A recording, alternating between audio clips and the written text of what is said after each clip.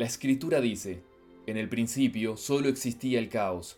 El cielo y la tierra formaban una masa confusa en la que el todo y la nada se entremezclaban como la suciedad en el agua. Por doquier reinaba una espesa niebla que jamás logró ver ojo humano y a la que Pan Ku consiguió dispersar con su portentosa fuerza.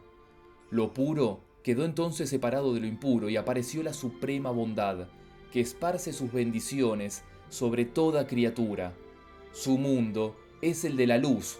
Quien a él se acerca descubre el camino que conduce al reino del bien, mas el que quiera penetrar en el secreto del principio de cuanto existe, debe leer la crónica de los orígenes. En ella se afirma que en el reino del cielo y la tierra, el tiempo se divide en períodos de 129.600 años. Cada uno de ellos es subdividido a su vez en 12 épocas de 10.800 años de duración, que responden a los siguientes nombres: Zhu, Chou, Yin, Mao, Chen, Ze, Wu, Wei, Shen, Yu, Zhu y Hai. Pese a su enorme amplitud, todas ellas tienen su equivalente en el repetitivo ciclo de los días.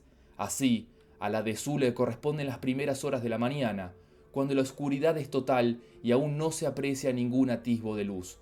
El gallo canta a la hora de Chou, a la de Yin comienza a clarear, el sol sale finalmente a la de Mao, a la de Chen es completamente de día y los hombres se disponen a tomar el desayuno.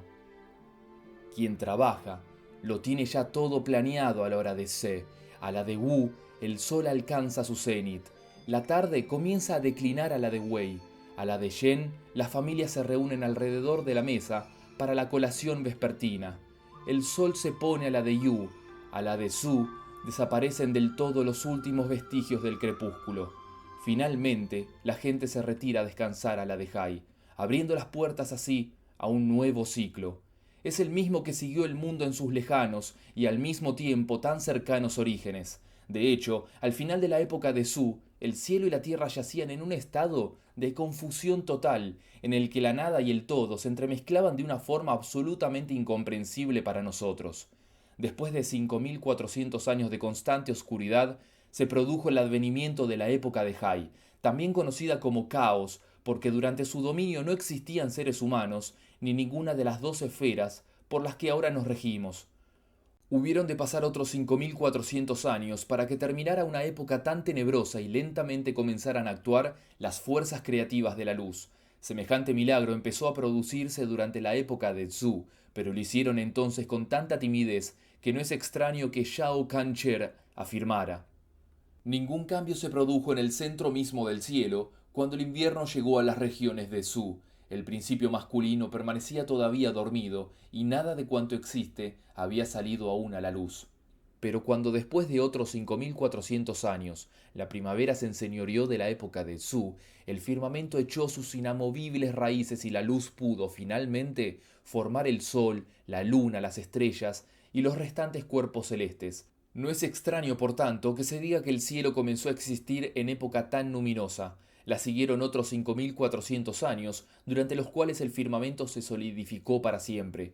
Lo mismo ocurrió con la Tierra durante la época de Chou, de ahí que se afirme con entusiasmo en el I Ching: qué maravillosos son los principios masculino y femenino. De ellos, siguiendo el mandato del cielo, surgieron finalmente todas las cosas. Hubieron de pasar, sin embargo, otros 5.400 años después del advenimiento de la época de Chou, para que se condensaran ciertas innominadas materias y dieran así principio a los 5 elementos esenciales: el agua, el fuego, el metal, la madera y la tierra.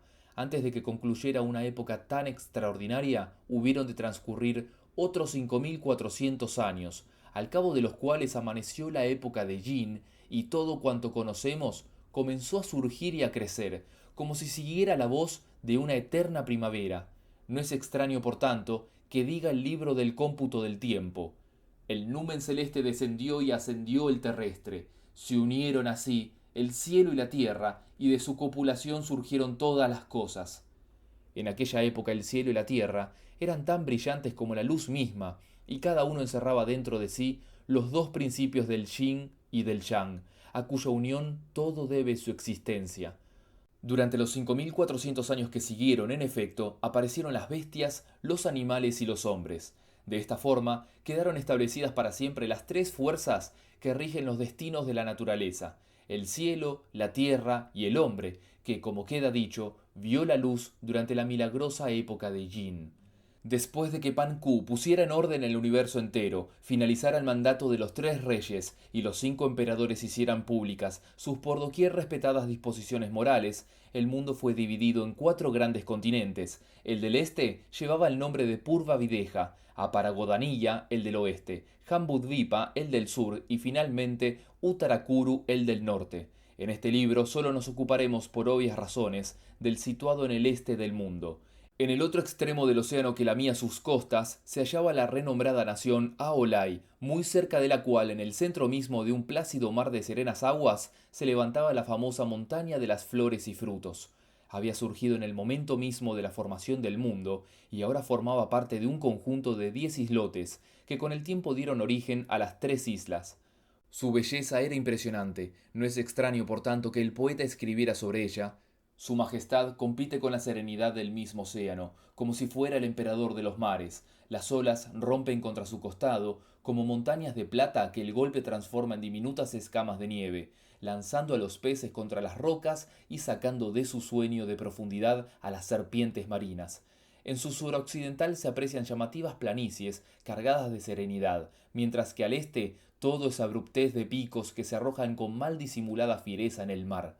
Los que permanecen orgullosos en tierra seca se visten a la hora del crepúsculo de tintes violáceos que esconden su inaccesible bravura pétrea. En sus cumbres cantan emparejados los fénix, mientras que a su pie descansan los solitarios unicornios. Por doquier se oye el lamento de los faisanes, que buscan desesperados las cuevas en las que habitan los dragones. Toda la isla está poblada de extraordinarios animales que muy pocas veces se ven en otras partes, como los longevos ciervos, las inmortales zorras, las divinas lechuzas o las cigüeñas de negro plumaje. En ese lugar extraordinario, la hierba nunca se seca ni las flores se marchitan. La primavera es allí eterna y a donde quiera que se dirija la mirada puede verse el verdor de cipreses y pinos, aliados incondicionales de la vida. Los melocotoneros están siempre en flor, las viñas se rompen bajo el peso de su propio fruto, la hierba de los pastos se mantiene siempre fresca y los bambúes alcanzan tales alturas que a veces llegan a frenar la loca carrera de las nubes. Este es, en verdad, el privilegiado lugar donde el cielo se apoya y la tierra descansa de sus muchas fatigas, un paraíso en el que convergen más de 100 ríos. En la cumbre misma de esa extraordinaria montaña había una roca inmortal. Tenía una altura de 36 pies y medio y un perímetro de 24 pies justos. Semejantes medidas no eran casuales, ya que se correspondían exactamente con los 365 días del año solar y las 24 horas que marcan el quehacer cotidiano del hombre. Poseía además 9 agujeros profundos y otros 8 de menor longitud, que encontraban su equivalente numérico en las 9 constelaciones y en los 8 planetas que habitan los palacios celestes. Aunque no crecía sobre ella vegetación alguna, durante mucho tiempo había sido alimentada con las mismas semillas del cielo y la tierra y la fuerza extraordinaria del sol y la luna. Finalmente, por acción directa de lo alto, quedó embarazada y empezó a crecer en su interior un embrión sobrenatural. Tras largo periodo de gestación, se abrió inesperadamente un día y dio a luz un huevo de piedra del tamaño aproximado de un balón. Expuesto a la fuerza de los elementos, se transformó en un mono de piedra, exactamente igual a los que hoy conocemos. No pasó mucho tiempo antes de que aprendiera a correr y a subirse a los árboles. Cuando hubo dominado a la perfección tan difíciles técnicas, se inclinó reverente ante los 4 puntos cardinales, y entonces se produjo el milagro. De sus ojos salieron 2 rayos potentísimos que llegaron hasta el mismísimo palacio de la estrella polar. Su luz era tan fuerte que llamó la atención del benéfico señor del cielo, el divino emperador de Jade, que se hallaba reunido con sus ministros en el palacio de nubes de los arcos de oro, concretamente en la sala del tesoro de la niebla divina.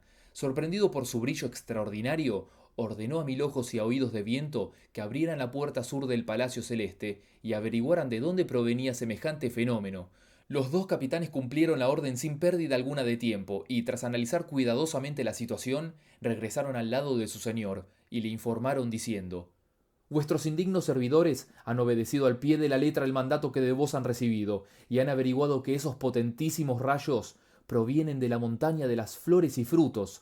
Ese lugar, como sabéis, se encuentra en la región de Aolai, al este del continente de Purva Videha. En esa montaña singular hay una roca inmortal que, extrañamente, ha dado a luz un huevo de piedra. Lo más asombroso, sin embargo, es que los elementos han actuado sobre él y lo han convertido en un mono de piedra. Los rayos que os han molestado han partido precisamente de sus ojos, pues al inclinarse ante los 4 puntos cardinales han adquirido tal viveza que su luz ha alcanzado hasta el mismísimo palacio de la estrella polar. Pero no os preocupéis, el mono en cuestión se ha puesto a comer y a beber, y pronto perderá todo su poderío. No lo creo yo así, replicó el emperador de Jade con misericordiosa complacencia. Las criaturas del mundo que yacen a nuestros pies surgieron de la copulación del cielo y la tierra, y es natural que de vez en cuando nos sorprendan con su desconcertante modo de actuar. Para entonces, el mono había aprendido a caminar, a correr y a saltar de una parte a otra, se alimentaba de frutos y plantas y bebía de los múltiples ríos y arroyos que surcaban la isla. La mayor parte del tiempo la pasaba cortando flores y subiéndose a los árboles en busca de frutas.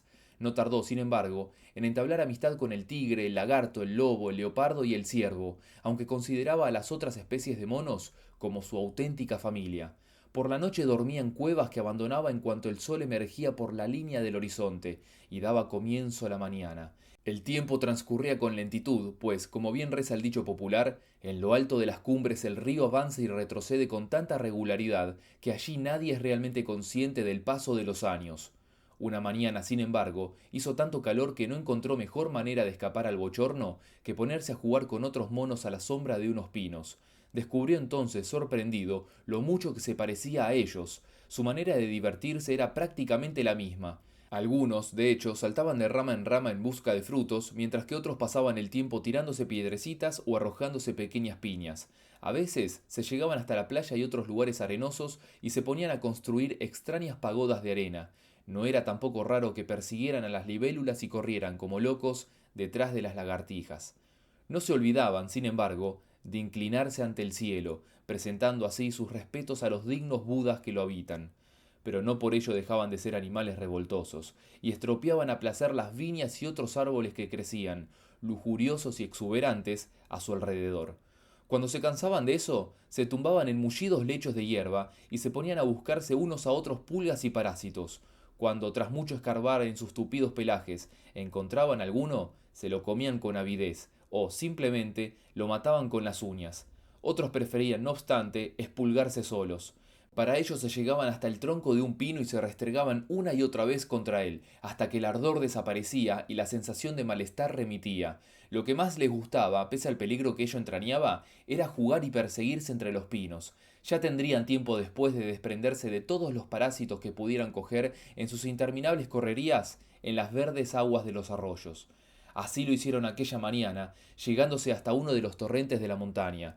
Al ver la fuerza de la corriente y los tumbos que daba el agua entre las rocas, como melones que se destrozaran sin cesar contra las piedras, se quedaron asombrados y comenzaron a ponderar su extraña belleza.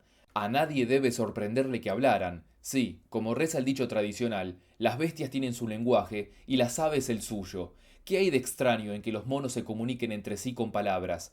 Los monos se dijeron, pues, unos a otros: puesto que no sabemos de dónde viene toda esta agua y hoy no tenemos nada que hacer, lo mejor es que remontemos su curso y así descubramos dónde se encuentra su fuente. ¿No os parece que será una manera estupenda de pasar el tiempo? Todos aceptaron entusiasmados la idea y dando grandes voces de júbilo, siguieron montaña arriba el desconocido curso del torrente. Los monos caminaban en familias y no tardaron en dar con su fuente, una impresionante catarata cuya visión les hizo enmudecer. Se elevaba en el paisaje como una altísima columna, de la que emergían bellísimos arcoíris que el viento hacía cambiar constantemente de posición. A su base danzaban miles de olas blancas, que hacían pensar en brisas realmente inexistentes y en la bravura de desconocidos ríos lunares. Su brillo recordaba, en efecto, al de la dama de la noche y tenía levemente de blanco el profundo verdor del paisaje en el que se hallaba enclavada. Se sospechaba la existencia de poderosos afluentes que la alimentaban, pero la sensación que más dominaba en quien tuviera la suerte de contemplarla era la de una hermosísima cortina que alguien hubiera colgado de las mismas nubes. A la vista de tan inesperado milagro, los monos empezaron a aplaudir y a exclamar entusiasmados: ¡qué maravilla! ¡Qué increíble belleza! Su agua nace directamente del seno de la montaña y va a desembocar, sin lugar a dudas, en la lejana placidez del gran océano. Otros añadieron con inamovible certeza: el que se atreva a cruzar esa impresionante cortina y vuelva sano y salvo a contarnos las maravillas que tras ella se esconden, será nuestro rey. ¿Hay alguien dispuesto a hacerlo? Nadie respondió a semejante reto. Hubieron de lanzarlo 3 veces al viento antes de que surgiera desde muy atrás el mono de piedra y gritara con voz potente: yo lo haré. Yo cruzaré la cortina de agua y volveré a deciros lo que hay detrás de ella. Era un mono realmente valiente. No es extraño que su fama se haya mantenido viva de generación en generación, hasta llegar intacta a nuestros días. Cuando se lanzó contra la columna de agua, lo hizo con tan arrogante seguridad que parecía un rey trasponiendo la puerta de su propio palacio. Cerró los ojos, tomó impulso y saltó a través de la cascada. Cuando sintió que ninguna gota lamía ya su cuerpo de piedra, volvió a abrirlos y comprobó asombrado que estaba ante un puente que brillaba con la misma fuerza que el sol. Incrédulo, se acercó a él con paso inseguro y vio que estaba hecho de láminas de hierro. El agua que fluía bajo su arco manaba de un agujero y se perdía en la distancia, dando tal vez nacimiento a la espléndida catarata que acababa de trasponer. De un salto se encaramó en lo alto del puente y desde allí descubrió un paradisíaco lugar que, sin duda, debía de ser el palacio de alguna persona importante. Yacía entre una tenue neblina que le otorgaba una pátina que recordaba a la vez al azul puro del cielo y al verdor frío del jade. A juzgar por el número de sus ventanas, debía de tener innumerables habitaciones, aunque no se veía ni a uno solo de sus posibles moradores. Sus muros habían sido cuidadosamente labrados con motivos florales que se repetían como en un espejo en el frondoso jardín que lo rodeaba. Estaba tan cuidado que por fuerza tenía que habitar alguien en tan espléndida mansión. Cerca del muro principal, en efecto, se veían rescoldos todavía vivos de una hoguera, una mesa llena de copas, botellas, platos, cuencos y restos de comida, y un número indeterminado de asientos de piedra de hechura exquisita. Un poco más allá crecían unas cuantas matas de bambú, tras las que se apreciaba el eterno verdor de un grupo de pinos y la olorosa belleza de 4 o 5 ciruelos. Pese a su innegable sensación palaciega, aquel lugar tenía toda la apariencia de un hogar. El mono de piedra lo estuvo mirando durante un largo rato, sin dar crédito a lo que veía. Cuando se hubo cerciorado de que no se trataba de sueño alguno, se llegó de un salto hasta el centro mismo del puente, y, más seguro de sí mismo, miró a izquierda y derecha. Fue así como descubrió una inscripción de piedra que decía: esta es la tierra sagrada de la montaña de las flores y frutos, la caverna celeste que esconde la cortina de agua. El mono de piedra no cabía en sí de contento, había descifrado el misterio de aquel extraordinario lugar y decidió regresar a comunicárselo a sus hermanos. Se dio la vuelta a toda prisa, volvió a cerrar los ojos y, tomando impulso, atravesó, una vez más, el muro de agua. ¡Qué suerte he tenido! ¡Qué maravilloso golpe de suerte! Exclamó entusiasmado cuando nuevamente se halló en la otra parte. ¿Qué hay al otro lado? Preguntaron los monos, rodeándole impacientes. ¿Qué profundidad tiene allí el agua? El agua, repitió el mono de piedra, riendo. En ese mundo apenas hay agua, solo he visto un puente hecho de láminas de hierro, desde el que se vislumbra una espléndida mansión celestial. ¿Qué quieres decir con eso? Volvieron a preguntar los otros monos. El agua que pasa por debajo del puente del que os hablo, respondió el mono de piedra sin dejar de reír, mana de un agujero en la roca y es tan abundante que ciega totalmente su arco. A un lado del puente se levanta una espléndida mansión de piedra, rodeada de un magnífico jardín lleno de árboles y flores. Junto a su puerta principal hay mesas de piedra con todo tipo de enseres para cocinar, hornos, cacharros, cazuelas, bancos, platos. Lo más asombroso es que están hechos de pedernal, como la inscripción que figura en el centro mismo del puente y que reza: esta es la tierra sagrada de la montaña de las flores y frutos, la caverna celeste, que esconde la cortina de agua. Opino, por tanto, que se trata del lugar ideal para quedarse a vivir. Es extremadamente apacible y de una amplitud tal que puede albergar a miles y miles de seres de toda edad y condición. Asentémonos en él y olvidémonos para siempre de los avatares a los que el cielo nos tiene sometidos. Allí nos protegeremos del viento y encontraremos abrigo contra la lluvia, porque en ese paraíso la nieve es desconocida y no hiela jamás. En él todo parece poseer el brillo del oro y hasta la niebla es luminosa como los rayos de la luna o el aliento mismo del trueno. ¿Qué hay de extraño, pues, en que las flores nunca se marchiten y estén siempre tan lozanas como las crestas de los pinos? Si es verdad lo que dices, ¿a qué esperamos para entrar en ese mundo? Exclamaron los otros monos alborozados. Salta tú primero y condúcenos hasta él.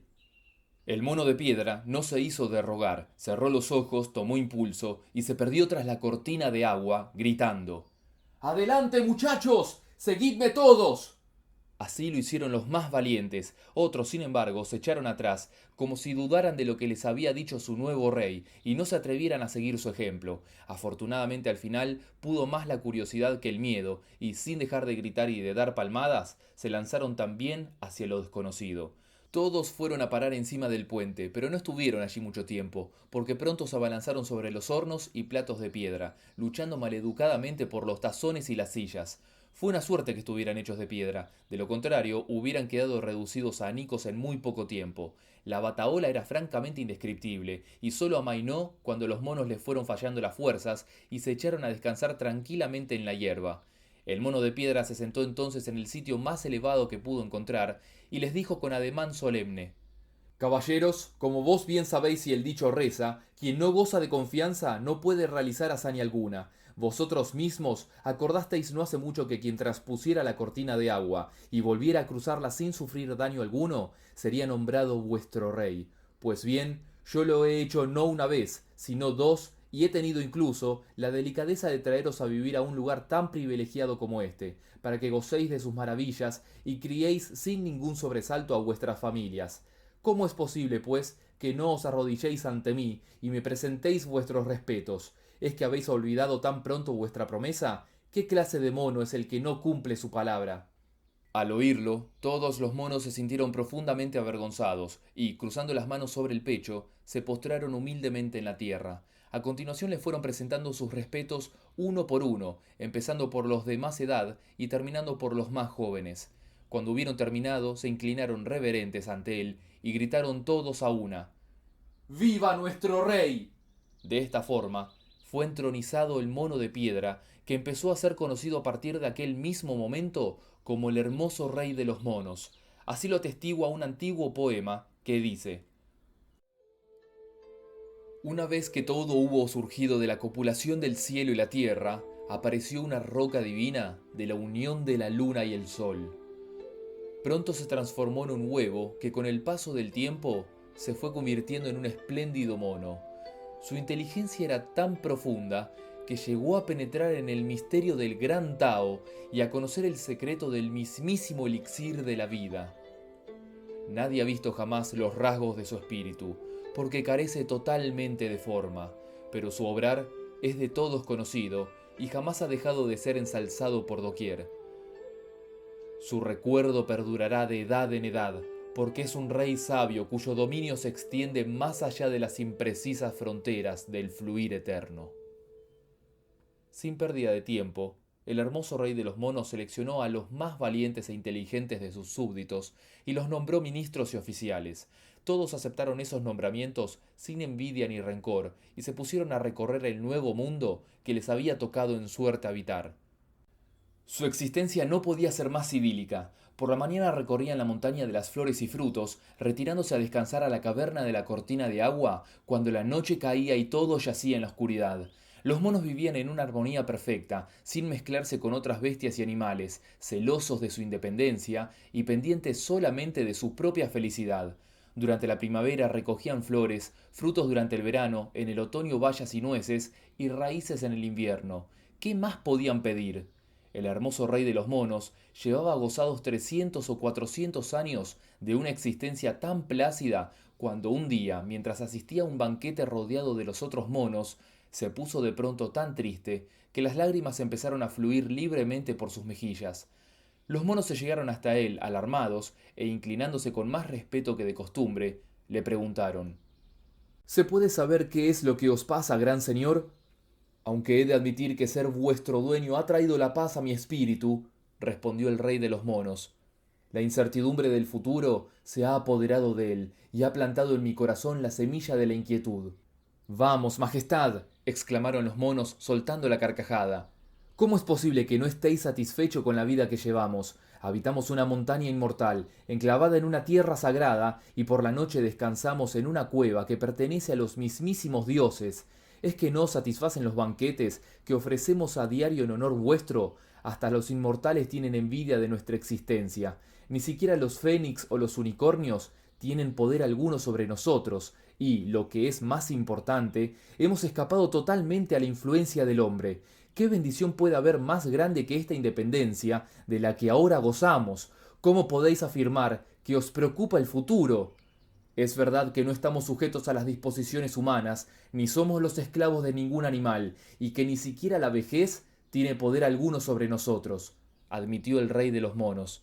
Pero eso no quiere decir que hayamos escapado a la influencia de Yama, el rey de Ultratumba. ¿De qué nos habrá servido vivir tanto tiempo si a la postre hemos de morir? ¿No comprendéis que, a pesar de nuestra paradisíaca existencia, no nos contamos entre el número de los inmortales? Al oírlo, los monos se llevaron aterrados las manos a la cara y empezaron a llorar desconsoladamente. La inquietud de su rey se había apoderado también de su espíritu, atormentados por el insoportable pensamiento de su propia desaparición. Sin embargo, cuando más desgarradores sonaban sus gritos, se adelantó uno de los monos de rango inferior e, inclinándose ante su señor, dijo con estremecedora convicción: Como muy bien sabe vuestra graciosa majestad, dentro de las 5 clases de seres vivos que existen, solo hay 3 que han logrado escapar a la tiranía de Yama, el rey de Ultratumba.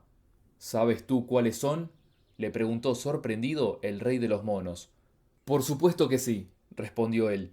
Solamente hay que estar un poco familiarizados con la religión para conocer esas verdades. Los únicos que no están sujetos a la muerte son los budas, los inmortales y los sabios. Tan solo ellos han conseguido romper la férrea rueda de la transmigración, escapando de una vez por todas a la serie infinita de nacimientos y muertes que nos aguarda a los demás, y poseyendo una existencia tan larga como la del cielo, la tierra, las montañas y los cursos de agua. ¿Sabes dónde viven esos seres tan extraordinarios?, volvió a preguntar el rey de los monos. No hay que salir de las tierras de Jambudvipa para dar con ellos, contestó el mono religioso. Habitan, de hecho, en las cavernas de las montañas inmortales de ese lejano continente. En ese caso, concluyó el rey de los monos, temblando de satisfacción y esperanza, mañana mismo abandonaré esta montaña y partiré en su busca. Daré con ellos, aunque tenga que recorrer toda la tierra y alcanzar los mismos confines del mar. Cuando lo haya hecho, permaneceré a su lado hasta que me hayan transmitido el secreto de la eterna juventud, y así me libraré para siempre de la inquebrantable tiranía del rey Yama. Su entusiasmo por escapar a las redes de la transmigración y convertirse en un gran sabio en todo similar al mismo cielo se apoderó de todos sus súbditos, que empezaron a aplaudir entusiasmados mientras se decían unos a otros: ¡Qué maravillosa idea ha tenido nuestro soberano! Mañana recorreremos de cabo a rabo la montaña, recogeremos todos los frutos y bayas que encontremos y daremos un espléndido banquete de despedida a nuestro gran rey. En cuanto hubo amanecido, los monos partieron en efecto a la búsqueda de melocotones, frutos, hierbas aromáticas y raíces dulces. Recogieron además orquídeas, crisantemos y toda clase de flores exóticas y adornaron con ellas la enorme mesa de piedra que había junto al muro principal de la mansión. Fue allí exactamente donde tuvo lugar el rutilante convite de despedida. El aroma de los vinos se confundía con el de las cerezas, rojas de madurez y de lúbrica tentación, y el de las ciruelas de fina piel y pulpa dulce. A su lado se veían ramas de lechíes, algunas todavía en flor, espléndidas peras doradas, que recordaban por su forma cabezas de sonrientes conejos, hermosos dátiles, palpitantes como corazones de pollo recién arrancados, olorosos melocotones, dulces como el mismísimo elixir de la vida, fresas cargadas de acidez y dulzura al mismo tiempo, que traían a la memoria el ambiguo sabor de ciertos quesos y la mantecosa suavidad de la nata.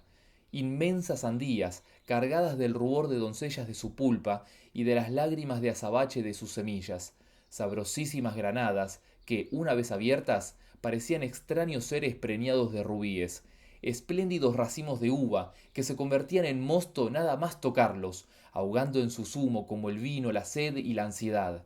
Naranjas pintadas de sol, que rivalizaban en luminosidad con la amarillenta fiereza de las nueces y las almendras. Toda clase de frutos, semillas y bayas llenaban en definitiva la espléndida mesa de mármol, que se extendía con coqueta gallardía paralela al muro anterior de la casa. De nada puede presumir el buen gusto de los humanos comparado con el que aquel día hicieron gala los traviesos monos de la montaña. El rey ocupó la cabecera de la mesa, mientras los demás fueron tomando asientos según su rango y edad. El banquete duró un día entero, el vino corrió como los torrentes, y todos los monos se turnaron en servir a su soberano, que en ningún momento dio muestras de sentirse medianamente ebrio. A la mañana siguiente, su sobriedad era de hecho absoluta. Se levantó muy temprano, convocó a todos sus súbditos y les dio instrucciones muy precisas para el viaje, diciéndoles: cortad unos cuantos pinos y construid una balsa con ellos. Como pértiga usaré la vara de bambú más larga que podáis encontrar. Ya sabéis que el mar es profundo y el viaje por fuerza ha de durar muchos días. Por eso habréis de preparar también gran cantidad de bayas y frutos con los que poder alimentarme.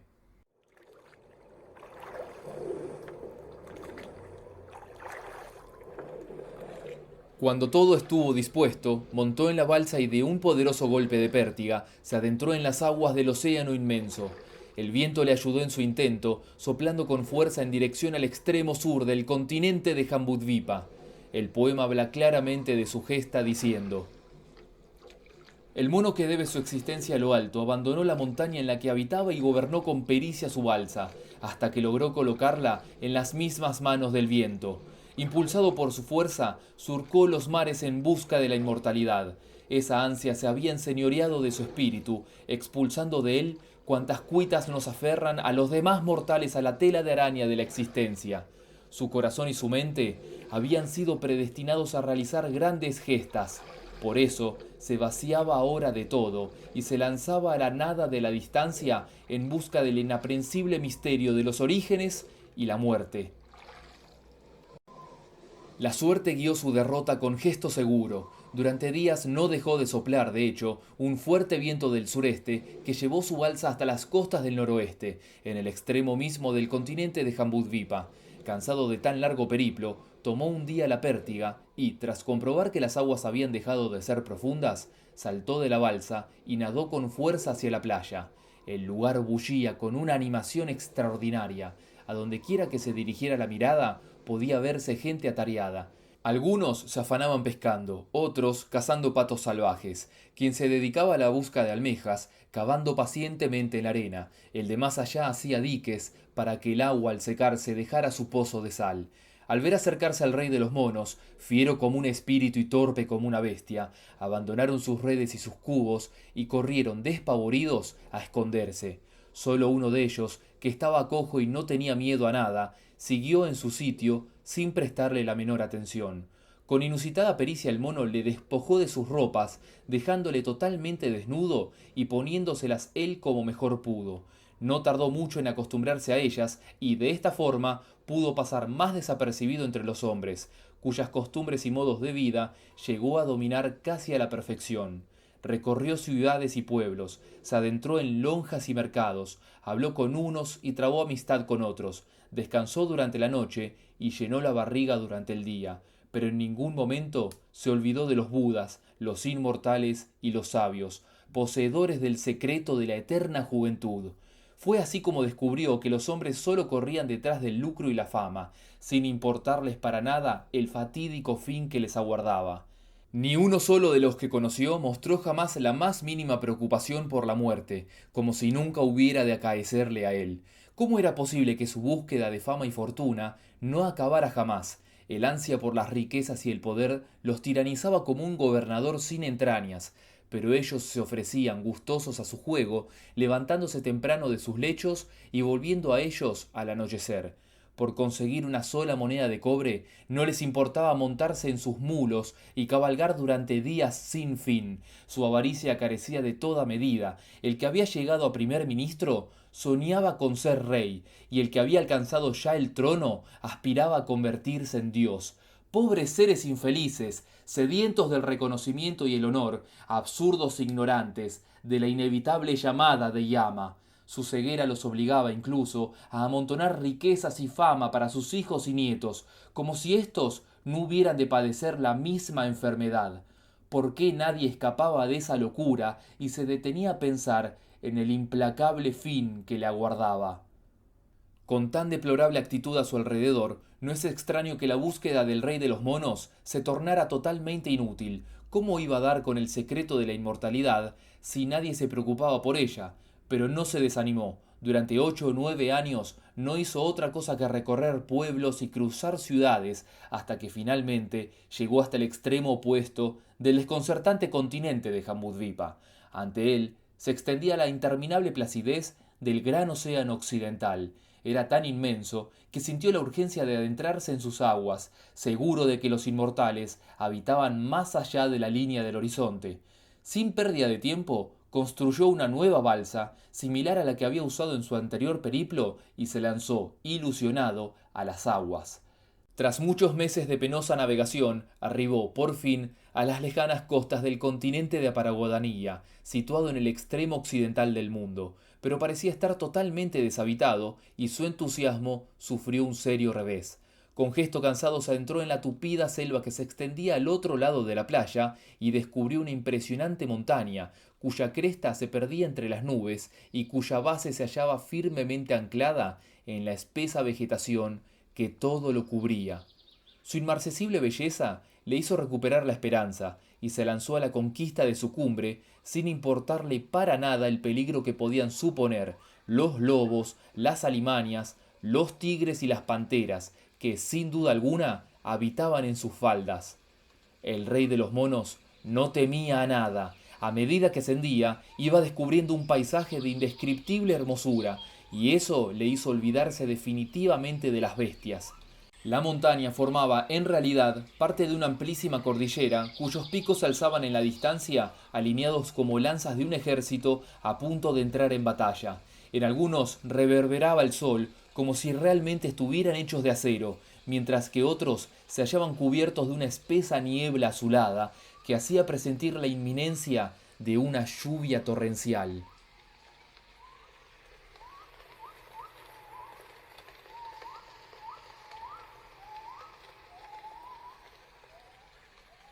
Sin embargo, lo que a todos identificaba era el profundo verdor de la impenetrable vegetación que los cubría. Sus árboles, viejos como el mismo mundo, tenían sus ramas entrelazadas y junto a ellos pasaba una inextricable red de veredas que no conducían a parte alguna. Los pinos y los bambúes se contaban por millares, dando sombra protectora a una hierba que había crecido sobre aquella tierra sagrada durante millares de años y a unas flores que no dejaban de abrirse sin importarles para nada la estación o la hora del día. A ello había que sumar la escondida sinfonía de los pájaros, el límpido susurro de los arroyos, la fresca risa de las hojas de los árboles al ser sacudidas sin cesar por el viento, pero se sentía al mismo tiempo el silencioso formarse de las orquídeas en lo profundo de los despeñaderos y la inaudible ascensión de los musgos y líquenes por los rebaladizos muros de los terraplenes. La montaña era un ensordecedor canto a la vida, y ella misma parecía palpitar, como si formara parte del cuerpo de un gigantesco dragón. Por fuerza tenía que ser la escondida residencia de algún ser eminente. Eso pensaba al menos el rey de los monos cuando llegó por fin a la cumbre de montaña tan singular. Jadeante por el esfuerzo, miró con curiosidad a su alrededor y le pareció oír de pronto una voz de hombre que provenía del interior de la selva que se extendía a su derecha.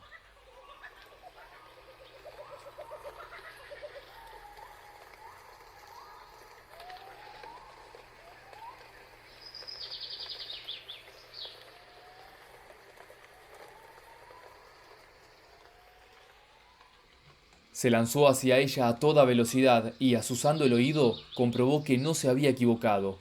Con beatífica despreocupación, alguien estaba cantando una canción que decía: Soy un amante empedernido del ajedrez, pero lo que más me gusta es cargar el hacha al hombro y recorrer los bosques.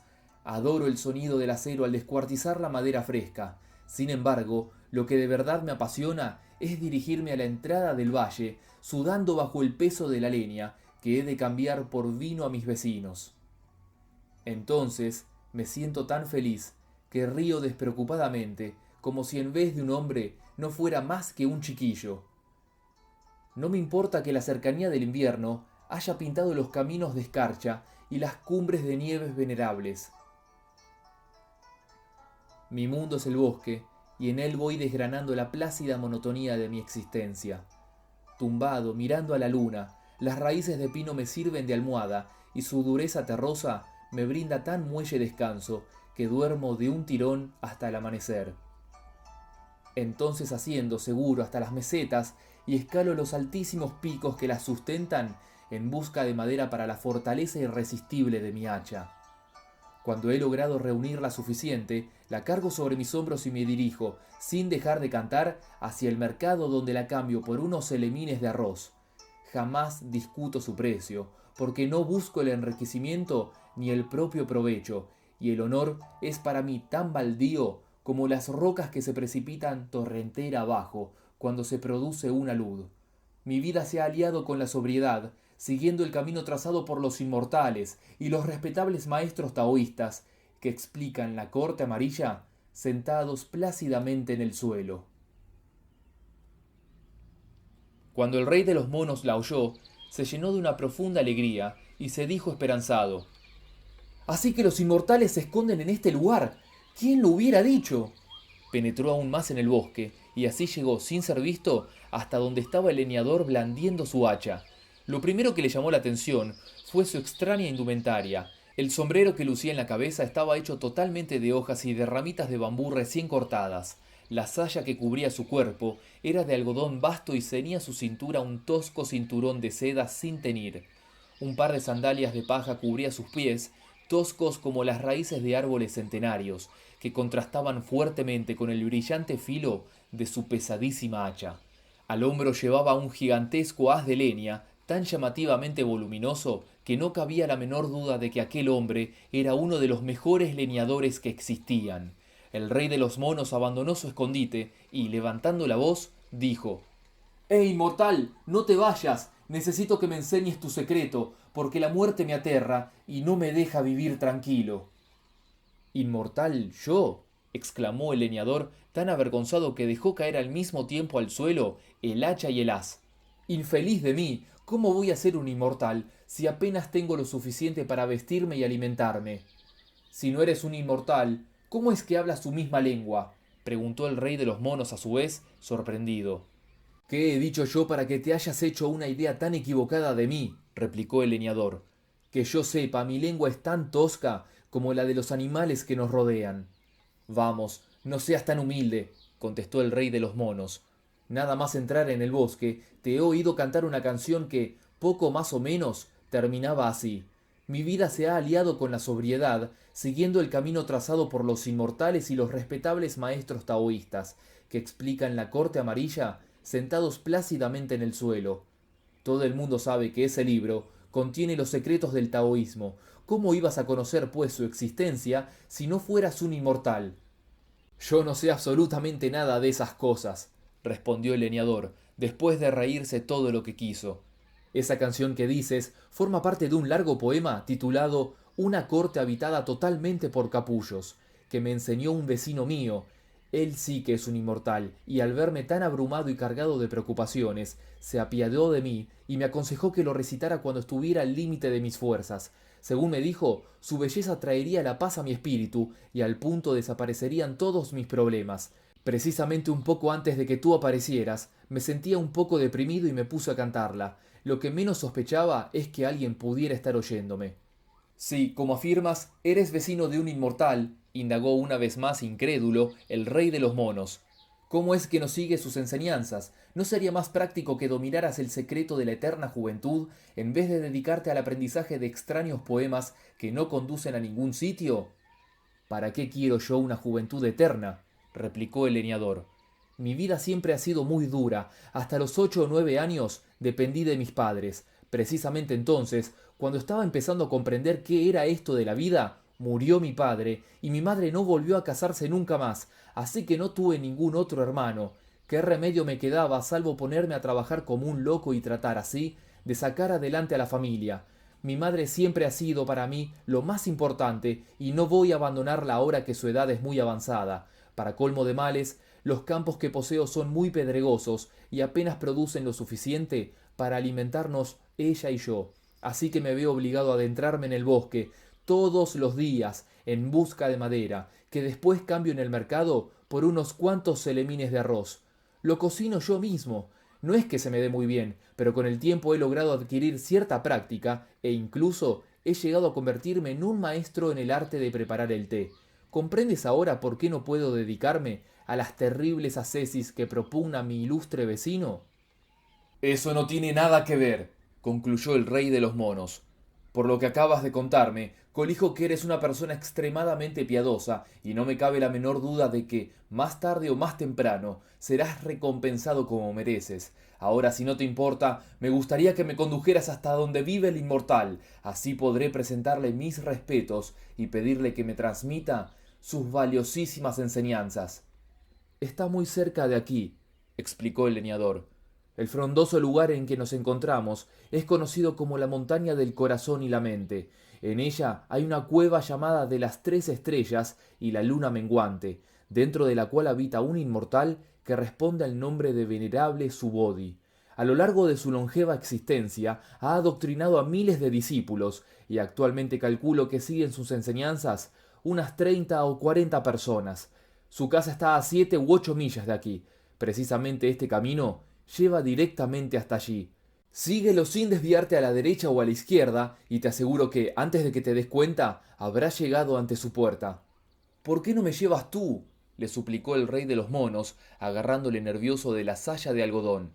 Si saco algún provecho de esta visita, prometo recompensarte por todas las molestias que te has tomado conmigo.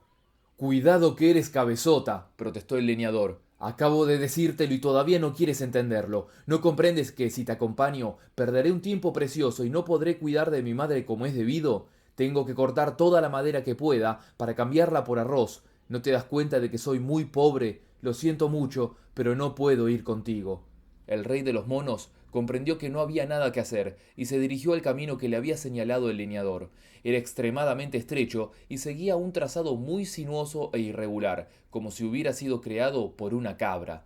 Con no poca dificultad avanzó por él y a las 7 u 8 millas vislumbró la entrada de una cueva. Estaba enclavada en un paraje espléndido en el que la neblina brillaba como si se hubiera apoderado de parte de la luz de la luna y el sol. Los cipreses se contaban por millares y a su lado podían verse pujantes brotes de bambú, que dotaban a todo el paisaje de una refrescante sensación de agua de lluvia. Junto a la boca de la cueva se extendía una tupida alfombra de flores de toda especie, que rivalizaban en belleza con el perenne verdor de la hierba, tan profundo que parecía de jade. Una legión de musgos y líquenes se aferraba a las rocas, otorgándoles una venerable apariencia de ancianos, de luengas barbas y ademán sereno. En la lejanía parecía oírse el mítico canto de los fénix, mientras el rítmico crotorar de las cigüeñas se adueñaba de todas las marismas y ascendía raudo hacia los cielos, cargados de nubes que recordaban bordados multicolores. Se presentía la cercanía de blancos cervatillos, leones de oro y elefantes de jade, como si aquel sagrado lugar fuera, en realidad, un remedo del paraíso. El rey de los monos se percató enseguida de que la puerta de la cueva estaba firmemente cerrada y de que por sus alrededores no se apreciaba ningún vestigio de presencia humana. Todo yacía en una serenidad total, como si acabara de producirse el mismo momento de la creación. Al volverse, vio que en lo alto del acantilado en el que se hallaba enclavada la gruta había un enorme cartel de piedra. Tenía aproximadamente una altura de 30 pies y una anchura de 8, y en él había sido escrito con artísticas letras de inusitado tamaño: la montaña del corazón y la mente, la caverna de las 3 estrellas y la luna menguante. Eso pareció complacer sobremanera al rey de los monos, que se dijo ilusionado: en verdad es de fiar la gente que habita esta tierra, pues, en contra de lo que yo esperaba, existen realmente la montaña y la cueva de ese nombre. Se acercó un poco más a la gruta, pero no se atrevió a romper la paz que se respiraba en el ambiente llamando desconsideradamente a la puerta. Prefirió, pues, seguir gozando de él. Se subió a un pino de un acrobático salto, cogió una pina y se puso a comer tranquilamente el tesoro de piñones que encerraba. Al poco rato oyó el chirrido de una puerta y, volviendo a toda prisa la cabeza, vio salir de la cueva a un joven inmortal. Su figura era graciosa en extremo y todos sus rasgos poseían una finura propia de príncipes o de grandes señores. Llevaba 2 cintas de seda atadas a la cabeza y vestía una túnica tan amplia que el batir de sus pliegues se confundía con el mismísimo soplo del viento.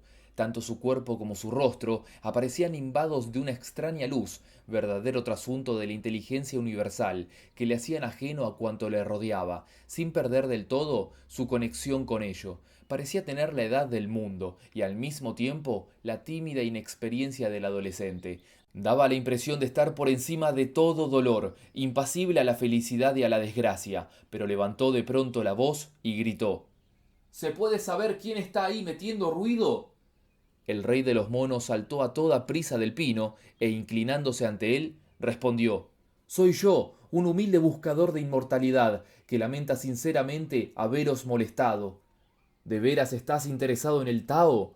Volvió a preguntar el joven, soltando la carcajada. Así es, reconoció el rey de los monos. No necesitabas contestarme, afirmó el joven. Ya lo sabía. Precisamente hace unos minutos mi maestro se disponía a impartirnos sus enseñanzas cuando se volvió de pronto hacia mí y me dijo: Ahí fuera hay alguien que quiere penetrar en los secretos del Tao. Sal y dale la bienvenida en mi nombre y en el de todos los inmortales que aquí habitamos. Así que he supuesto que serías tú. En efecto, contestó el rey de los monos, sonriendo satisfecho. ¿Quién otro podría ser? En ese caso, concluyó el joven, sígueme. El rey de los monos se arregló las ropas como mejor pudo y entró en la cueva detrás del inmortal, que le condujo a través de un complicado entramado de pasillos y grandes salas en las que habían sido labrados artísticos arcos de piedra. Algunas estaban totalmente vacías, mientras que otras mostraban el abigarrado lujo que sólo se ve en los palacios. El rey de los monos no tuvo oportunidad de gozar de su belleza, porque el joven caminaba muy deprisa y él no quería perderse en aquel inextricable laberinto. Por fin, tras muchos giros y vueltas, llegaron ante una espléndida plataforma de jade verde sobre la que se hallaba sentado el venerable Subodhi. Su porte era solemne y a su alrededor se hallaba una pequeña cohorte de no menos de 30 inmortales de rango inferior. Ninguno podía, no obstante, compararse con él. Bastaba con mirarle para percatarse de la profundidad de su inteligencia y de la desconcertante pureza de su mente. Se sentía palpablemente que era un ser sin principio y que jamás tendría fin, siempre meditando en la auténtica sabiduría del total abandono. Eso otorgaba a su figura una apacible apariencia, en la que los contrarios coexistían, creándose y destruyéndose al mismo tiempo. El todo y la nada se aunaban en su venerable cuerpo de auténtico Buda, que, sin duda alguna, poseía la misma edad del universo. ¿Qué importaba que hubiera surgido varios milenios después del período de Su? El maestro Subodhi era el auténtico gran sacerdote de la iluminación. En cuanto el rey de los monos le vio, se echó inmediatamente rostro en tierra y, sin dejar de golpear el suelo con la frente, dijo: Sois de verdad el maestro más sabio que existe. Permitidme, pues, contarme entre el número de vuestros discípulos.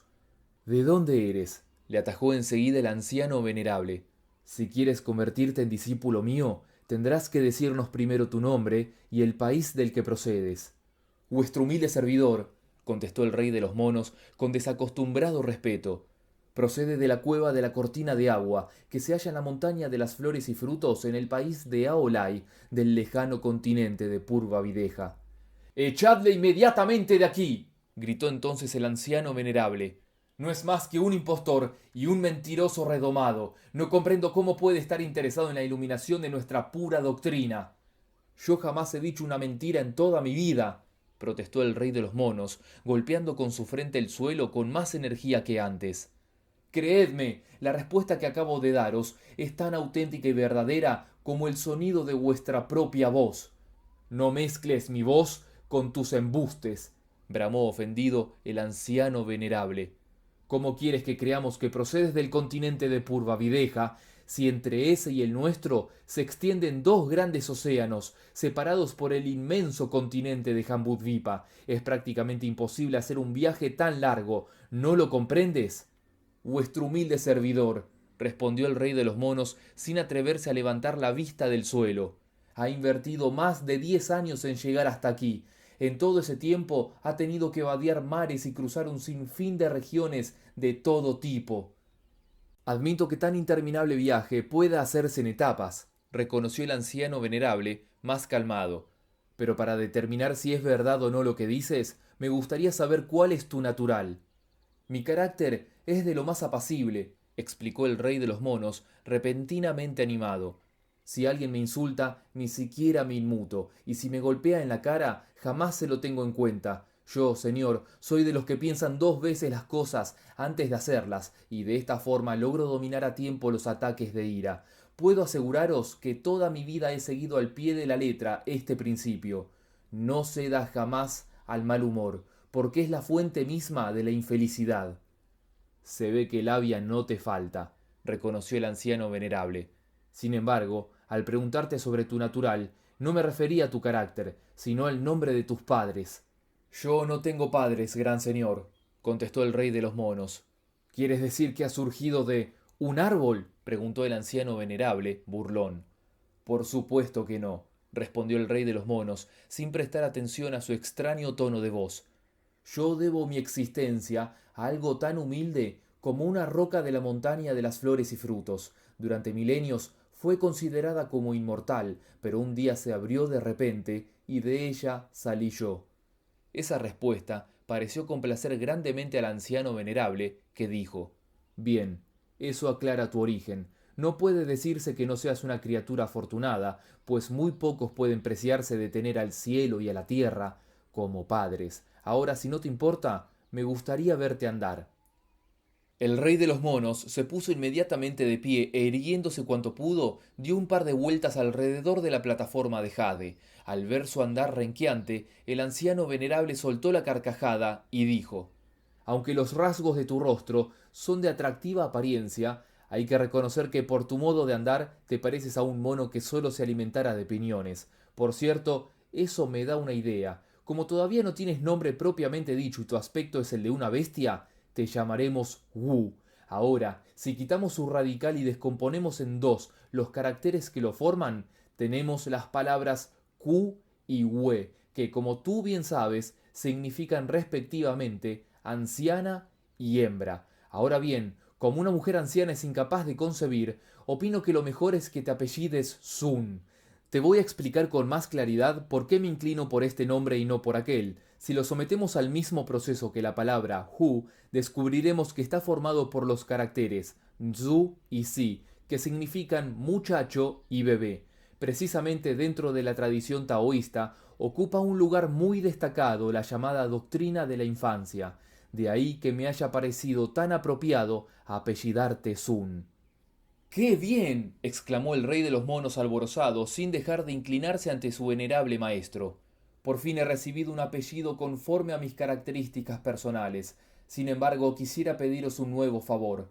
Puesto que llamar a uno por su apellido resulta demasiado formal, y vos, por fuerza, habréis de regañarme con cierta frecuencia, para que os resulte menos violento ordenarme cuanto deseéis, me gustaría poseer también un nombre como todo el mundo. Déjame pensar, dijo el anciano venerable, mirándole fijamente a los ojos. A todos mis otros discípulos les he dado un nombre basado en los 12 principios que integran mi tradición doctrinal y el rango que ellos ocupan dentro de la misma. Por cierto, tú perteneces al 10º. ¿Qué principios son esos? Preguntó interesado el rey de los monos. Lo ancho, lo grande, lo sabio, lo inteligente, lo verdadero, lo adecuado, lo natural, lo acuoso, lo agudo, lo despierto, lo completo y lo alerta, contestó solemne el anciano venerable. Tú, como acabo de decirte, perteneces al 10º grupo, o sea, a lo despierto, que se expresa con el carácter Wu. De ahí que el nombre que te haya buscado sea el de Wu Kun, que significa despierto a la nada. ¿Te parece bien? Es realmente espléndido, volvió a exclamar una vez más el rey de los monos, llorando casi de agradecimiento. De ahora en adelante todo el mundo me conocerá como Sun Wukong. Y así fue. Su nombre no podía ser en efecto más apropiado para la nueva actividad en la que ahora se embarcaba. La escritura, de hecho, afirma: cuando el mundo comenzó a existir, no había nombre alguno. Para quebrar, pues, la indestructible muralla de la no existencia, es preciso despertar a la nada. El rey de los monos estaba entusiasmado con su nuevo nombre y le consumían las ansias por penetrar en el misterio del Tao. Pero esto es materia del capítulo siguiente.